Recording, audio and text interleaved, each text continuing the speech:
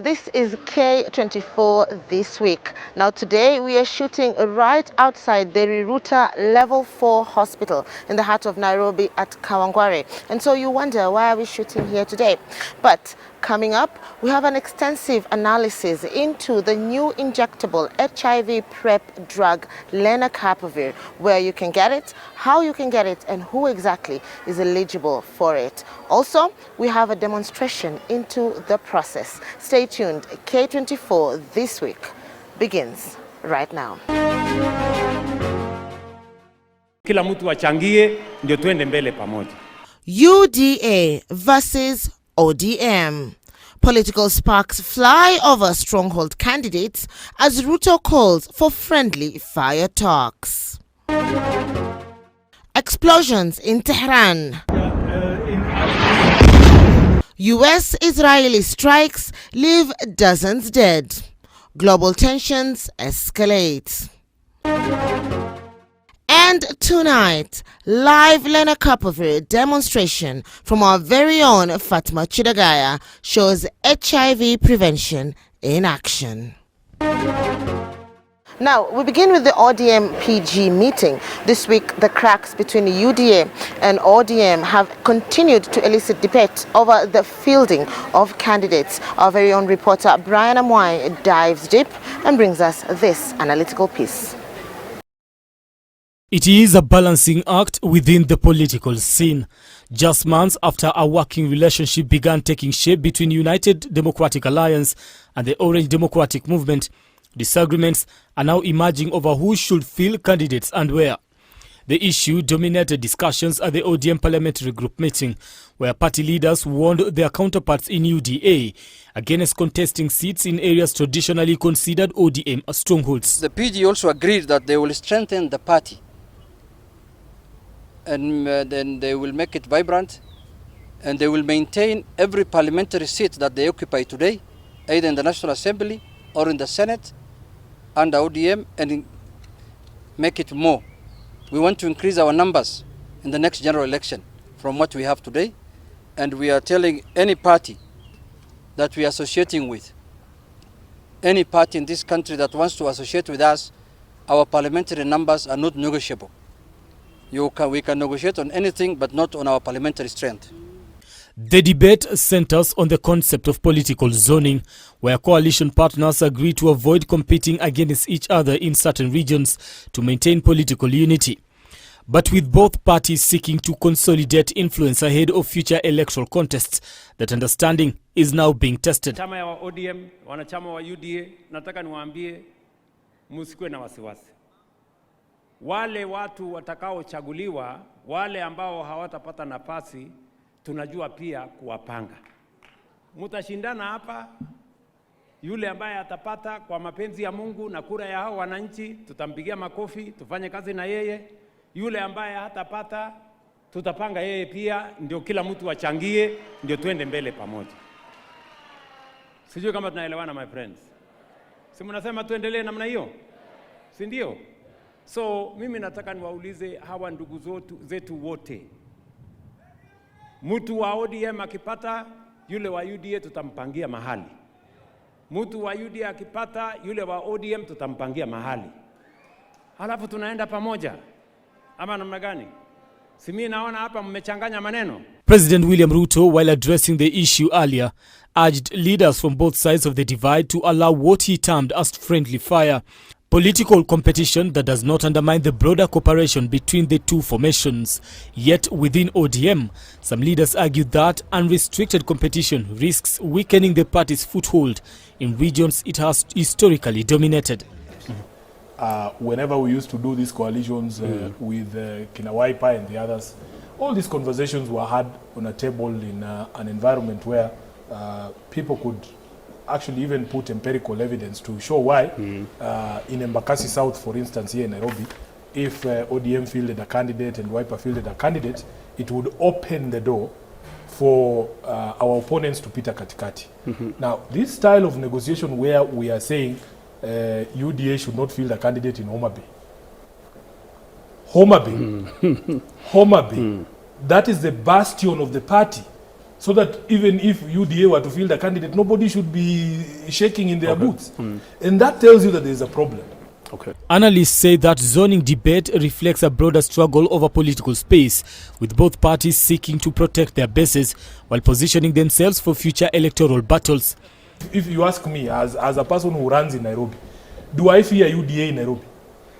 Do you? Let them run candidates. I don't have a problem. Let them run candidates against ODM, because I know the strength of the party in Nairobi, and I know the strength of UDA in Nairobi, especially after the fallout.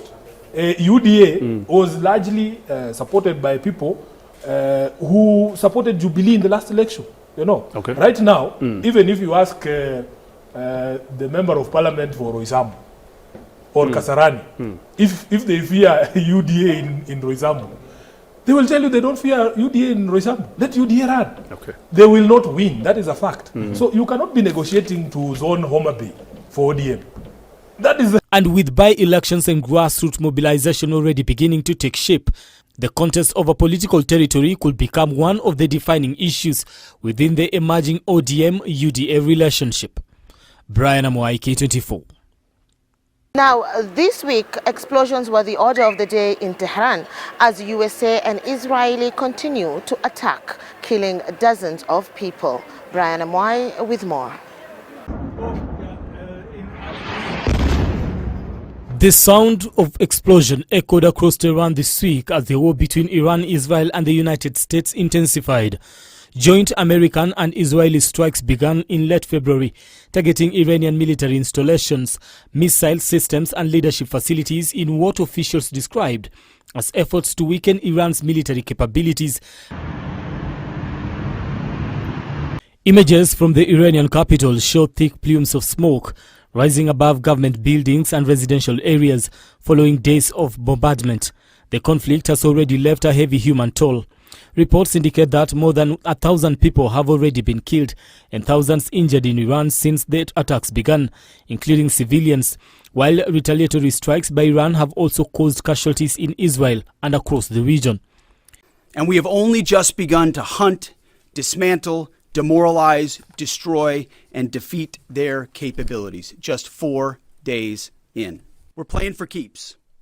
Our warfighters have maximum authorities granted personally by the president and yours truly. Our rules of engagement are bold, precise, and designed to unleash American power, not shackle it. This was never meant to be a fair fight, and it is not a fair fight. Israel says the strikes are aimed at dismantling Iran's missile capabilities and targeting facilities linked to security forces and military operations. According to Israeli military officials, attacks have hit missile storage sites, air defense systems and command centers in Tehran and other cities. We were having negotiations with these lunatics, and it was my opinion that they were going to attack first. They were going to attack. If we didn't do it, they were going to attack first. I felt strongly about that. And we have great negotiators, great people, people that do this very successfully and have done it all their lives very successful. And based on the way the negotiation was going, I think they were going to attack first. And I didn't want that to happen. So if anything, I might have forced Israel's hand. But Iran has vowed retaliation.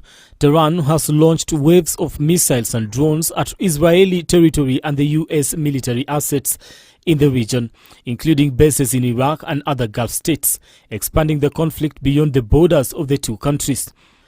The conflict has also spread to surrounding areas, with explosions reported in several Middle Eastern cities as regional actors brace for further escalation. Meanwhile, the United States says its involvement is aimed at supporting Israel and preventing what it calls growing threats from Iran. Already substantially ahead of our time projections. Washington has confirmed coordinated military action alongside Israel forces and has warned Iran against further attacks on American personnel or allies. But analysts warn that the conflict could spiral into a broader regional war involving proxy groups across Lebanon, Iraq and the Gulf. Already, the war is affecting global markets and security. Oil prices have surged. Africa is already experiencing the impact of escalating conflict in the Middle East, with strains on supply chains and higher energy prices. Now we are going to be a victim of conflicts that are taking place far away from where we are. With both sides promising continued strike and retaliation, fears are growing that the conflict will expand further, drawing more countries into one of the most dangerous confrontations in the Middle East in years. Donald Trump is very busy right now. He's got a war on his hands, and obviously, if the opportunity were to open, we would talk and say there must be a ceasefire. Dialogue is always the best way of ending conflict and then ending war. And we want this war to come to an end immediately. We're losing too many lives. Brian Amoai, K24. Now, the Ministry of Health has unveiled its new injectable HIV PrEP drug, lenacapavir, which is scheduled to offer protection for up to 6 months. Today, we took a drive to Kawangware. At the heart of it is the Riruta Level 4 Hospital, where I'm actually standing from. And we take a look at lenacapavir in detail. We bring you this analytical piece. Hi, Mr. Kiplagat, and thank you very much for joining us, Leo. This is K24 this week. We are trying to find out what exactly lenacapavir is, how people can access it, the statistics, the success rate, and everything. So thank you very much for joining our set. Obviously, we are the ones who are visiting you here at Riruta, but you are also on our K24 set, so thank you. So maybe at the very top, the biggest question would be, what is lenacapavir?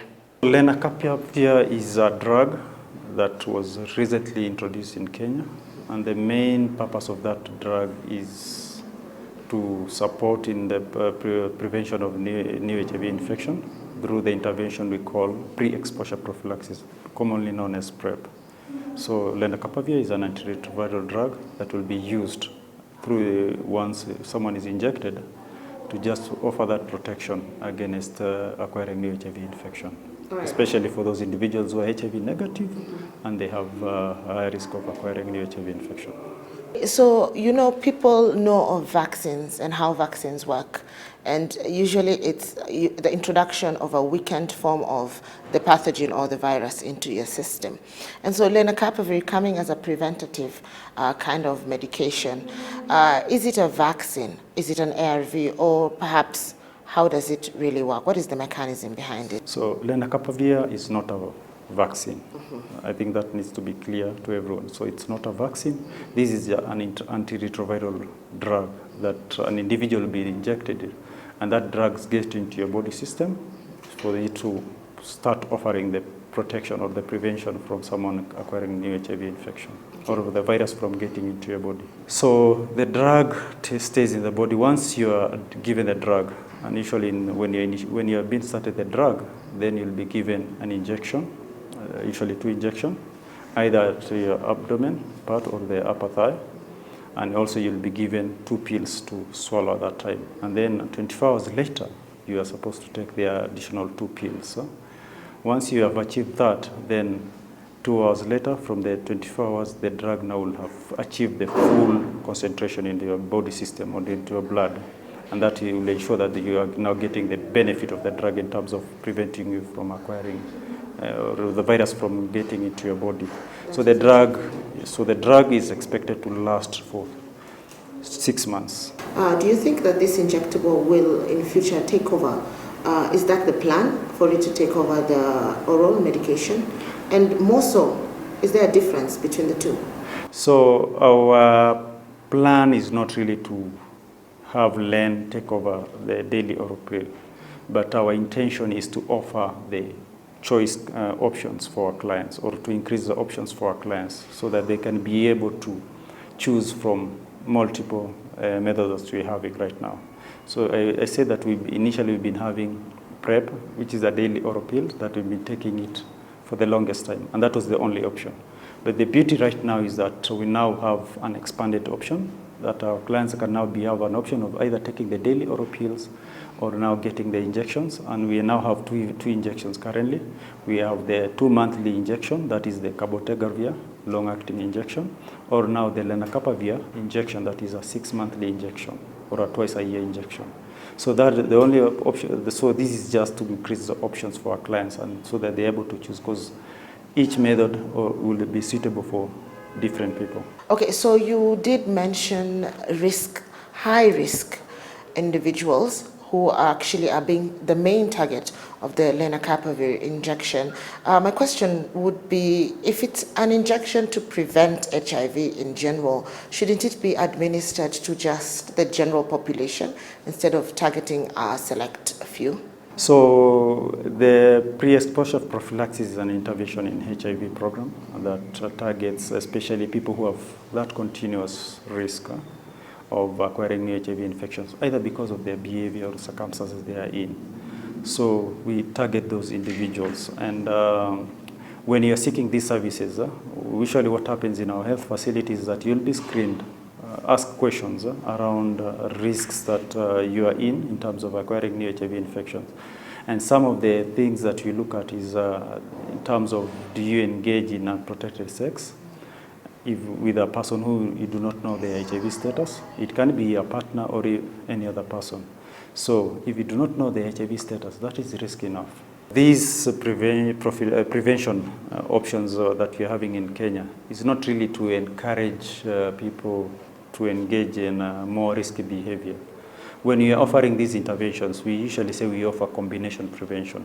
So even when you're on the PrEP options, either lenacapavir or daily oral pill, then we also encourage you to reduce on the risks that you are in. So if you have multiple sexual partners, we also encourage you, we counsel you so that you make that decision to reduce your multiple sexual partners. Issues of promiscuity is more of individual morality and behaviors, but the options that we're having here is not to encourage such, but to only offer that protection. So now that you've mentioned that, I think it's also very important that you highlight and explain to us if lenacapavir is strictly used as PrEP. Could it be used as post-exposure, or rather could it also be used by individuals who are HIV positive? So for a case, no, we cannot use lenacapavir or the drug that we're having right now for PEP, because PEP is a post-exposure prophylaxis, and the medications given there usually we want to achieve a high drug concentration within a short time, and so you have a combination of drugs given to you, at least 3 drugs given to you for the next 28 days after the exposure has happened, usually within the 72 hours of exposure. A good example is a case of defilement on rape. But so lenacapavir, yes, is an ARV, but cannot be used as an ART, antiretroviral treatment option for people living with HIV. So that is usually a very good point also to emphasize, because people think that now we have lenacapavir is coming in to be given to people living with HIV. No, for this case it's no. So, why? It won't be effective? Yeah, because when you're giving antiretroviral therapy or a treatment for people living with HIV, then you ensure that you have to have a minimum of 3 drugs. And there are certain considerations you look at in terms of the classes of the drugs. So at least 3 drugs. Lenacapavir is only a single molecule.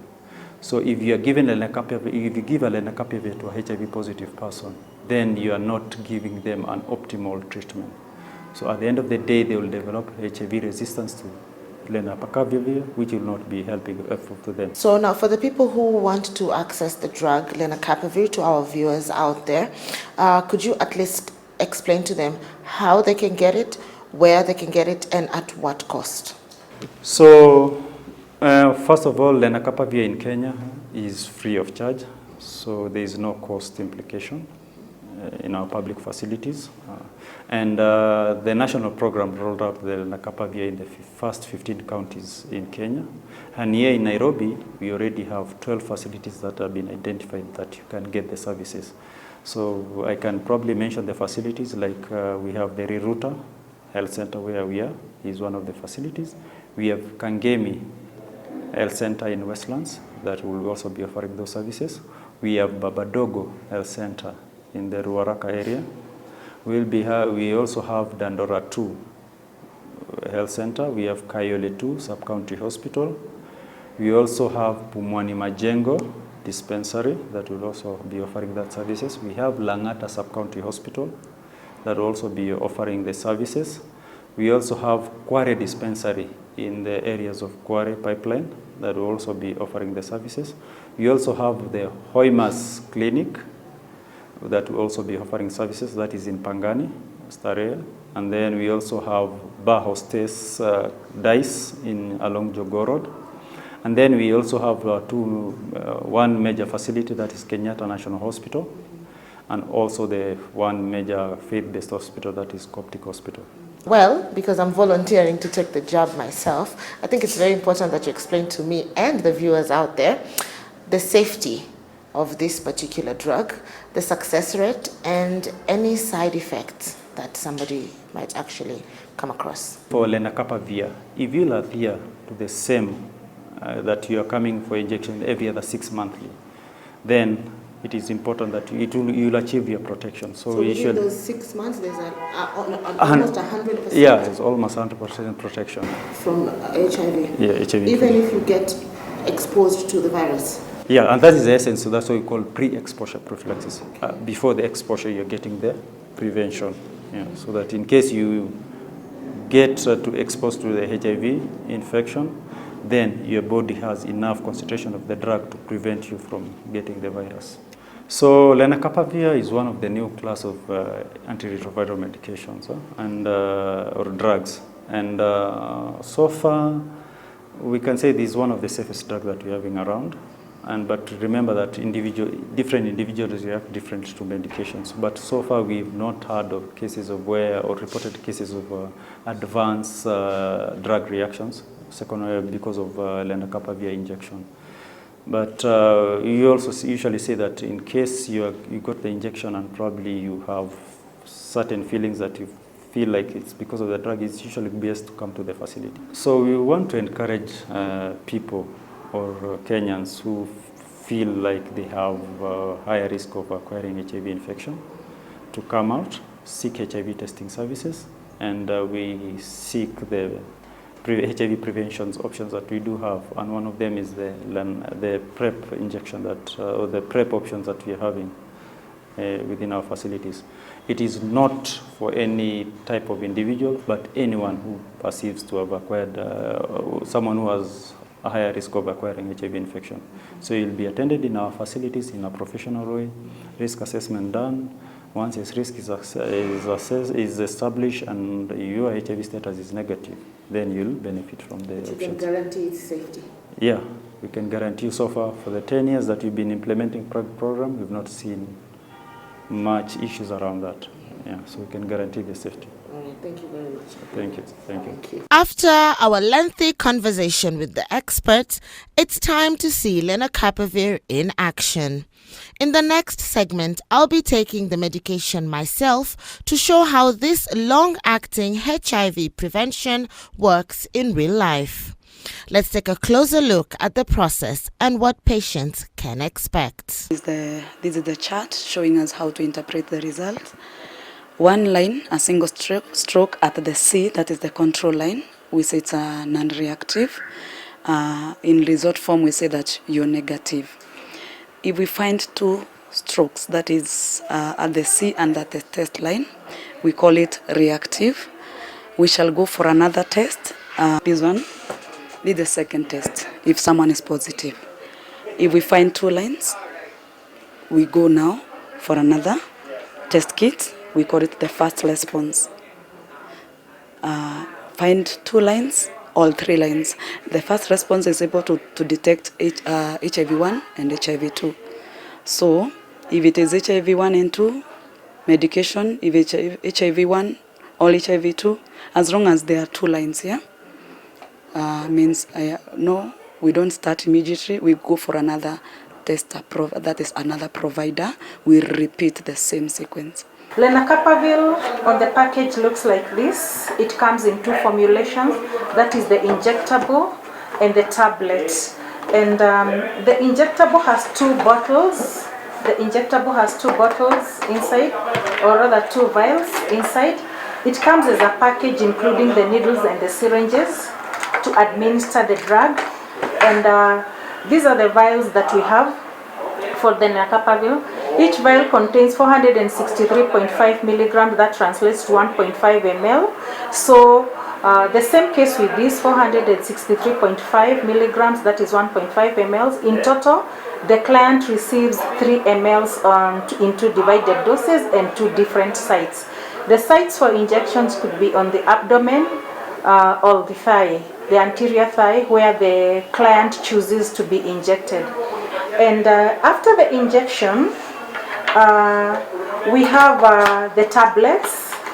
This is the packaging for the tablet, and inside here we have a bottle that has 4 tablets, and each tablet contains 300 milligrams of lenacapavir, and the client is expected to take 2 tablets immediately after the injection, and then later on after 24 hours, same time the following day, the client takes 2 more tablets of lenacapavir. That translates to 600 milligrams. So that is the packaging for lenacapavir. So the clients take home the 2 tablets and get the 2 injections.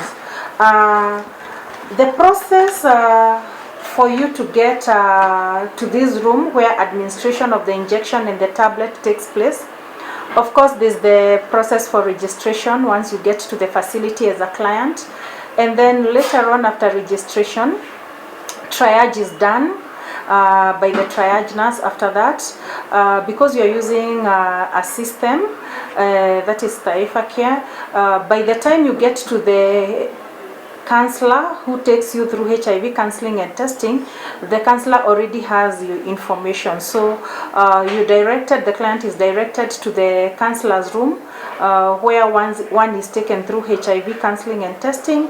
After the testing, of course, we're giving lenacapavir, or rather any other PrEP medication, because there are quite a number. We have the oral, we have the Cabele, we have the lenacapavir, and then we have the vaginal ring. And in this case, we are talking about lenacapavir. Once the client is HIV negative, then is taken through an assessment. We call the PrEP Rapid Assessment Screening Tool, where quite a number of questions are asked. And here we just want to assess whether the client is on an ongoing risk of contracting HIV. And once we establish that the client is on an ongoing risk of HIV, that is when now again we go through the clinical eligibility, whereby we assess whether the client is eligible, whether the client reacts to any drugs, whether the client has other comorbidities, whether the client has been exposed to a risky behavior maybe for the last 72 hours. And this tells us if the client is exposed within the last 72 hours, then the client is not eligible for PrEP, then we refer the client for PEP, that is post-exposure prophylaxis. So after going through the 2 assessments, that is the rapid assessment and the eligibility assessment, we are reasonably sure that the client is eligible, the client is HIV negative, and then we have a consent form that the client fills, or rather the client signs, just to accept that the client has accepted to be taken through the whole process, and at the end of it all, the client is ready for the injectable. And then from there, the client is now brought to this room where injectable is administered. Okay, so we have come to the end of it. I've had my 2 injections, I've swallowed 2 pills, and I've been given these 2 to take home, which I'm expected to swallow same time tomorrow. That is exactly 24 hours after the swallowing of the previous 2 pills. How do I feel? I feel healthy, I feel energetic, I feel like I can conquer the world. Point is this: there may be injections, they may be painful, but it is a small price to pay. Take care of your health out there. We want to live in a society that is HIV free. Fatma Chidagaya, K24, Nairobi. Now, in a modest apartment just outside Rongai, one man, Eugene Awimbo, is turning scrap metals into endless possibilities. Let's take a look at this feel-good story for K24 this week. Inside the small workshop in Rongai, pieces of steel, aluminium and cardboard are slowly taking the shape of rockets. For Eugene Awimbo, space exploration is not just a fascination, it's a mission. The negativity is quite low, and I'm very happy about that. There are people who think I'm crazy. There are people who think that my dreams are too far-fetched, saying that Africa cannot even afford its own food, its own medicine, its own scientific research. That is rather contrary to what I'm seeing as the current trend. But there are people who still think negative of what I'm doing. But I could say 85% of people think I'm doing a very good thing, something that can inspire people, something that they can also copy, and branch into other areas through the inspiration that I'm giving out there. Despite limited resources, the self-taught innovator has built detailed models of some of the world's most advanced spacecraft. I thought it would be best if I create a park where people can come and interact with models that are exactly replica of what we actually see out there. I've met people who dream of going out there to see what rockets look like and what is being done to explore space with rockets, but those dreams are actually really far-fetched. Every component is carefully crafted by hand. By day, Awimbo works in construction. By night, he dedicates hours to designing and assembling spacecraft models, spending nearly 3/4 of his income on materials. Beyond building models, Awimbo is also trying to spark curiosity among young people. On weekends, he invites children to interact with the models before demonstrating simple rocket launches using air-powered bottle rockets.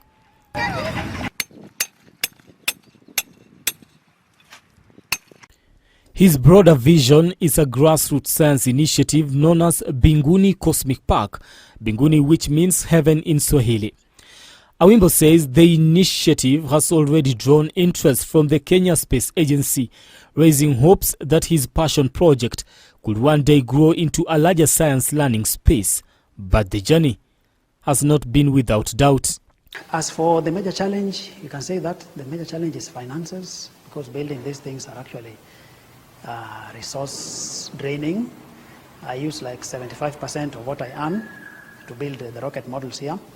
There are no machineries that are built to make parts. Even as he balances family responsibilities and a demanding day job, Awimbo continues building piece by piece, driven by a belief that Africa's place in space exploration is only just beginning. Brian Amohai, K24. Well, all right, that is all we had lined up for you this Friday on K24 this week. Remember, we meet again next Friday, same place, same time. And with that, I do wish you a lovely evening.